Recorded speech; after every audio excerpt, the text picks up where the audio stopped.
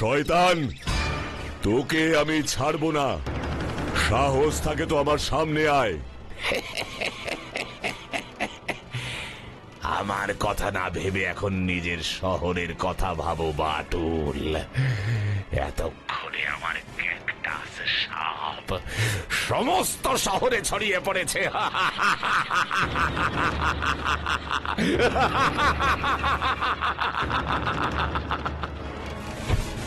Cactus সাপ? বাটুলদা, ও বাটুলদা, নসুদাকে কোনো একটা লোক আমাদের শহরে ক্যাকটাস গাছের বীজ পুঁততে বলেছে। নসুদা বিচ্ছুদের নিয়ে এখন তাই করে বেড়াচ্ছে। ব্যাপারটা আমার কেমন যেন লাগছে। তাই কি বললি? কি বললি? ক্যাকটাস গাছ। ক্যাকটাস? বাচ্চু, বাচ্চু, দারোগা বাবুকে ফোন করে এক্ষুনি পুলিশ হেডকোয়ার্টার্সের কন্ট্রোল রুমে চলে আসতে বল। আমি যাচ্ছি।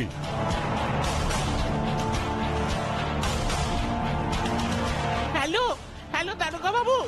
এখনো তো কিছু অস্বাভাবিক চোখে পড়ছে না বাটুল। দারোগা বাবু, ঝড়ের আগে চারপাশটা কিন্তু খুব অস্বাভাবিক শান্ত হয়ে যায়। বাটুলদা দেখো।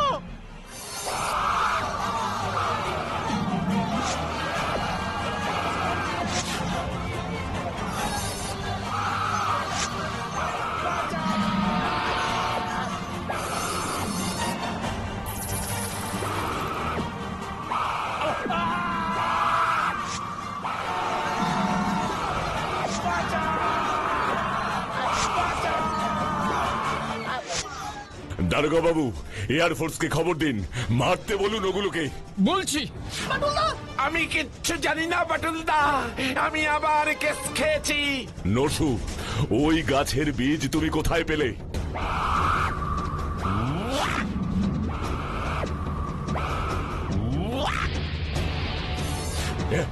এ কি, এসব কি হচ্ছে?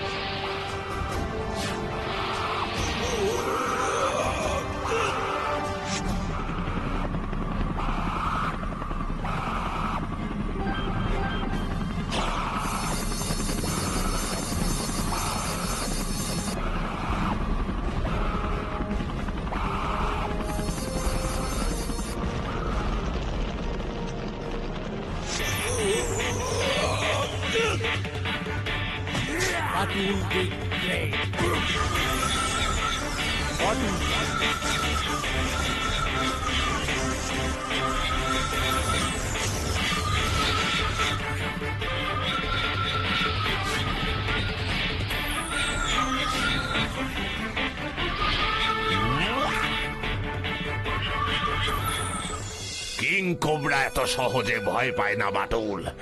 আমার কাছে ওই ভয়ঙ্কর ক্যাকটাস সাপের আসল প্রাণ ভোমরাটাই রয়ে গেছে, যেগুলো আমি শহরে ছেড়েছি। ওগুলো তো আসল ক্যাকটাসটার বাচ্চা।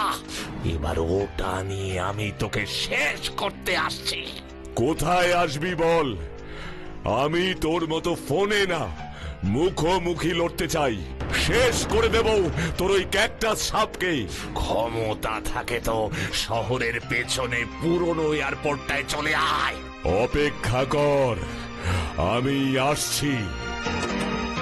King cobra খুশুয়া।